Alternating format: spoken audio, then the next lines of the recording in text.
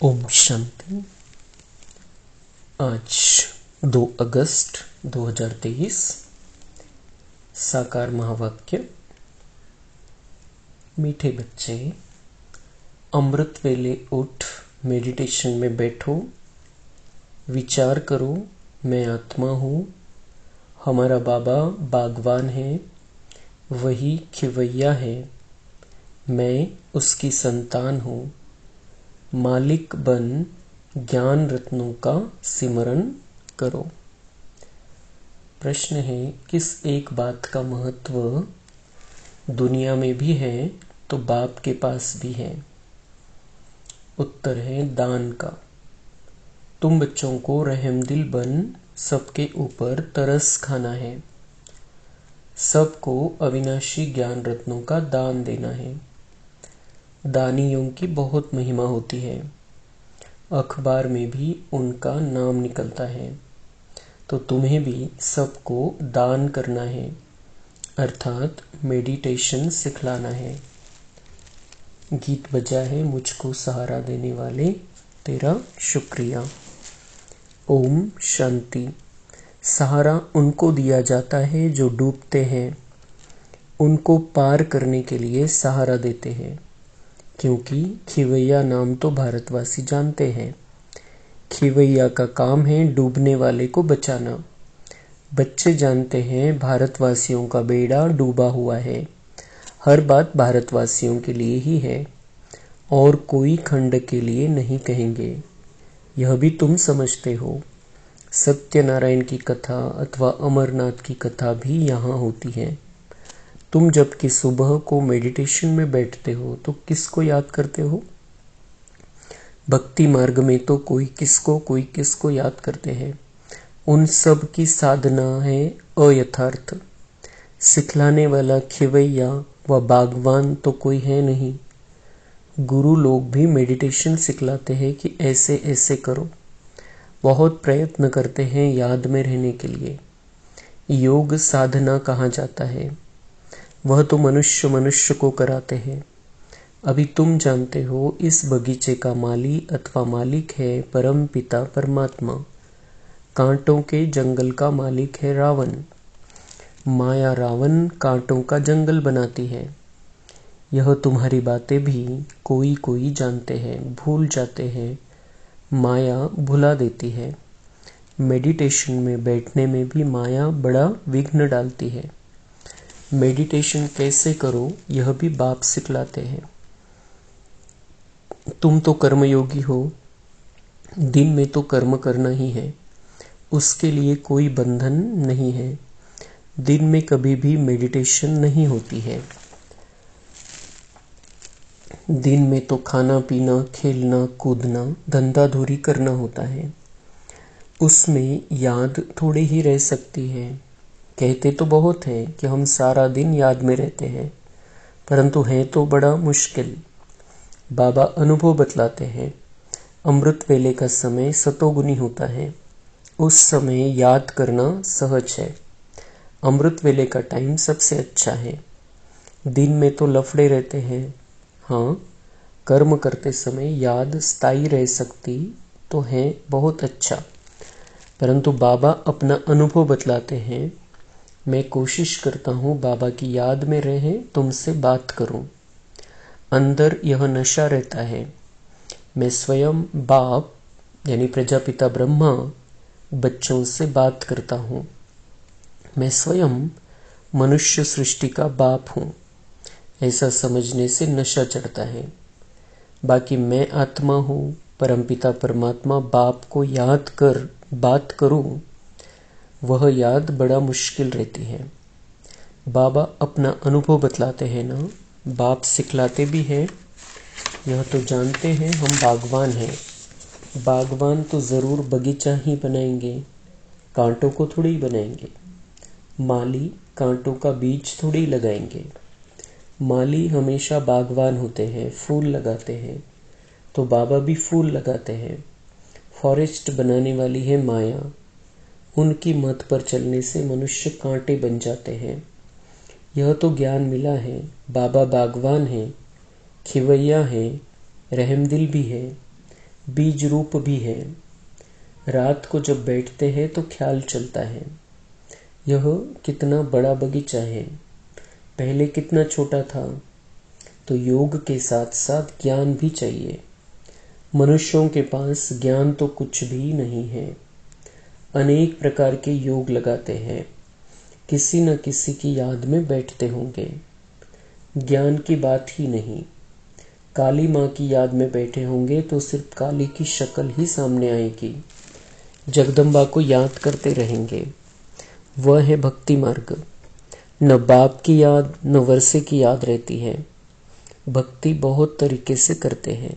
माला फेरते हैं, कोई तो गुप्त फेरते हैं, हमारी भी है गुप्त माला।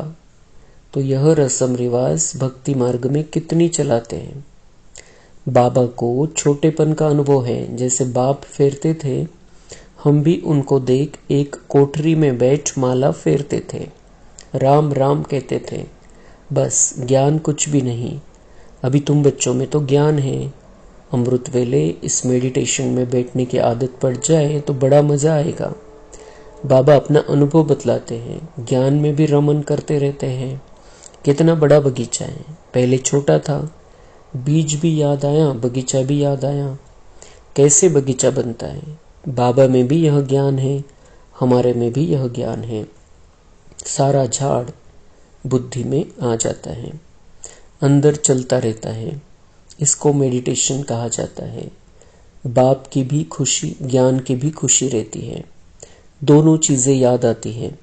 वह तत्वज्ञानी ऐसे मेडिटेशन में नहीं बैठते हैं, उनको तो जरूर तत्व ही याद आएगा, बस तत्व में लीन हो जाना है। रचयिता और रचना का तो उन्हों को पता ही नहीं है, तो उन्हों की और तुम बच्चों की बात और है। बाबा बीज रूप है, हमको यह नॉलेज है। रात को बैठने से अच्छे अच्छे ख्यालात आएंगे। समझ सकते हैं भक्ति मार्ग में क्या क्या करते थे, कितने हठ योग आदि सिखलाते हैं। अभी तो समझ मिली है, बाप को याद करने से उनकी सारी रचना यानी झाड़ याद आ जाती है। हम 84 जन्मों का चक्र लगा कर आए हैं, अभी हम जाते हैं वापिस। यह ड्रामा का चक्र फिरता रहता है। ज्ञान धन को भी याद करते, धन देने वाले को भी याद करते हैं। जितना याद में रहेंगे उतना अवस्था परिपक्व होती जाएगी। तुम किसको भी समझा सकते हो। मेडिटेशन में हम कैसे बैठते हैं। मनुष्यों को तो अनेक प्रकार के मत मिलती है। फलाने को याद करो, यहाँ हम सब एक मत पर हैं, एक की ही याद में रहते हैं। छोटे बड़े बूढ़े सबको एक ही मत मिलती है। मेडिटेशन में तो बैठना होता है ना। हम आत्मा सो परमात्मा तो हो नहीं सकते। आत्मा कहती है हमने 84 जन्म पूरे किए, अब वापिस जाना है। परमात्मा ऐसे कहेंगे क्या, वह तो पुनर्जन्म में आते नहीं हैं। तुम्हारे पास जब कोई आए तो उसे हॉल में ले जाओ। कोई कोई अच्छे आदमी आते हैं, देखो समझने की चाहना है तो यहाँ ले आओ। उन्हें समझाओ कि हम कैसे मेडिटेशन करते हैं। रात में भी मेडिटेशन करते हैं, दिन में भी करते हैं। हम याद करते हैं एक बाप को। बाप का फरमान है मुझे याद करो और रचना के चक्र को याद करो। 84 जन्म भी गाए जाते हैं। जरूर पहले पहले देवी देवताएं थे, उन्हों के ही 84 जन्म भी गाए जाते हैं। यह चक्र का राज अच्छी रीति समझाना पड़े। हमको बाप और उनकी रचना का यह चक्र याद रहता है। बाप की याद और रचना के आदि मध्य अंत का ज्ञान बुद्धि में है।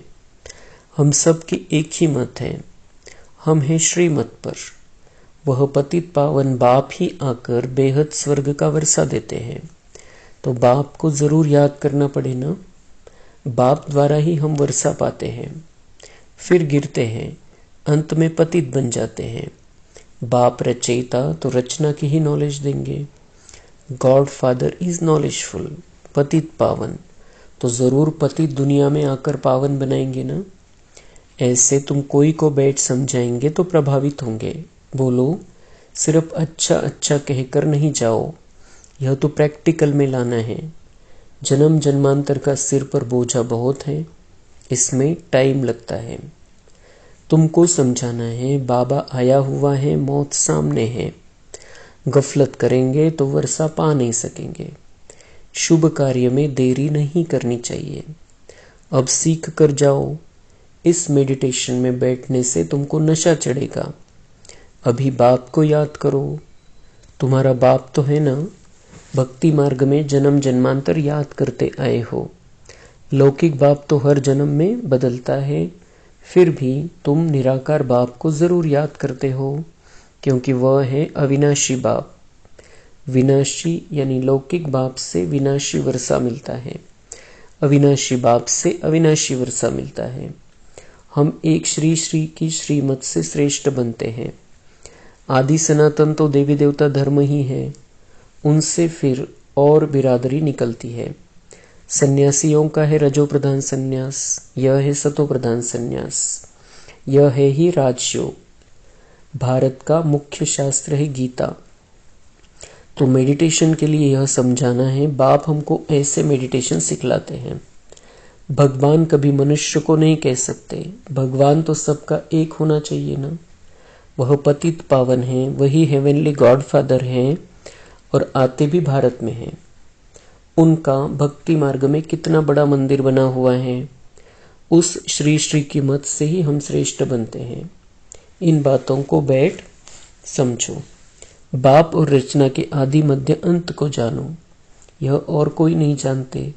सतयुग की आयु ही इतनी बतलाते हैं।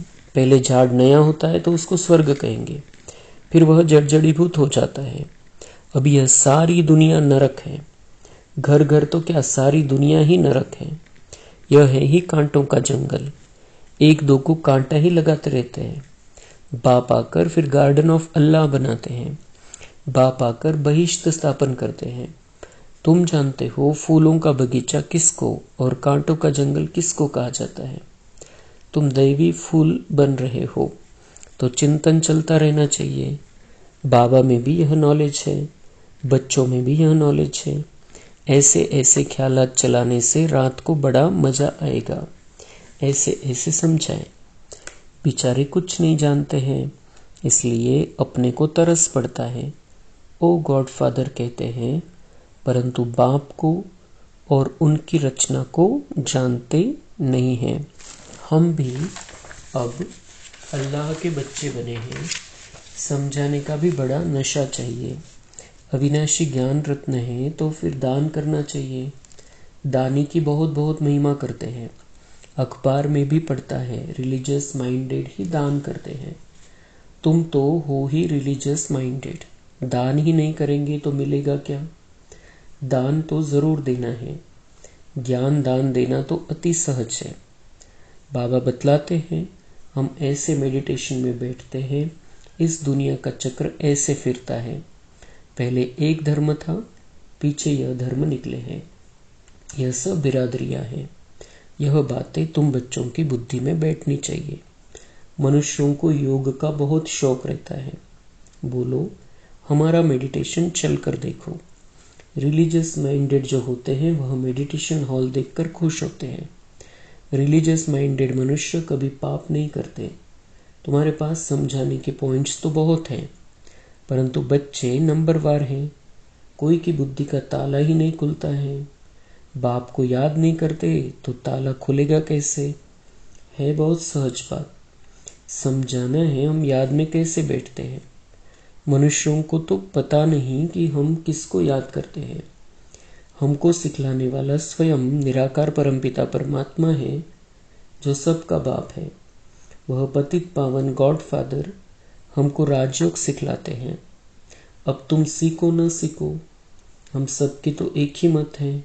श्री श्री से हम मत ले रहे हैं। यह है एम ऑब्जेक्ट। जैसे बाप नॉलेजफुल वैसे बच्चे।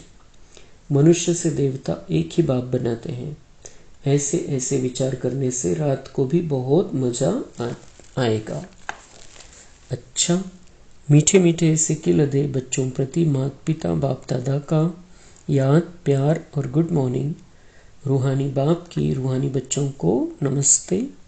हम रूहानी बच्चों की रूहानी बाप दादा को याद, प्यार, गुड मॉर्निंग, नमस्ते। धारणा के लिए मुख्य सार है। अमृत वेले उठ याद में बैठ ज्ञान का रमन करना है। ज्ञान धन को भी याद करना है तो ज्ञान दाता को भी याद करना है। दूसरी पॉइंट है ईश्वरीय नशे में रहकर सेवा करनी है। सबको मेडिटेशन करने की सहज विधि समझानी है। एक मत होकर रहना है। वरदान है रूहानी प्रसन्नता के वाइब्रेशन द्वारा सर्व को शांति और शक्ति की अनुभूति कराने वाले सर्व प्राप्ति स्वरूप भव। स्पष्टीकरण, जो परमात्मा प्राप्तियों से संपन्न सर्व प्राप्ति स्वरूप बच्चे हैं, उनके चेहरे द्वारा रूहानी प्रसन्नता के वाइब्रेशन अन्य आत्माओं तक पहुंचते हैं और वे भी शांति और शक्ति की अनुभूति करते हैं। जैसे फलदायक वृक्ष अपने शीतलता की छाया में मानव को शीतलता का अनुभव कराता है और मानव प्रसन्न हो जाता है, ऐसे आपकी प्रसन्नता के वाइब्रेशन अपने प्राप्तियों की छाया द्वारा तन मन के शांति और शक्ति की अनुभूति कराते हैं। स्लोगन है जो स्मृति स्वरूप रहते हैं उन्हें कोई भी परिस्थिति खेल अनुभव होती है। अच्छा, ओम शांति।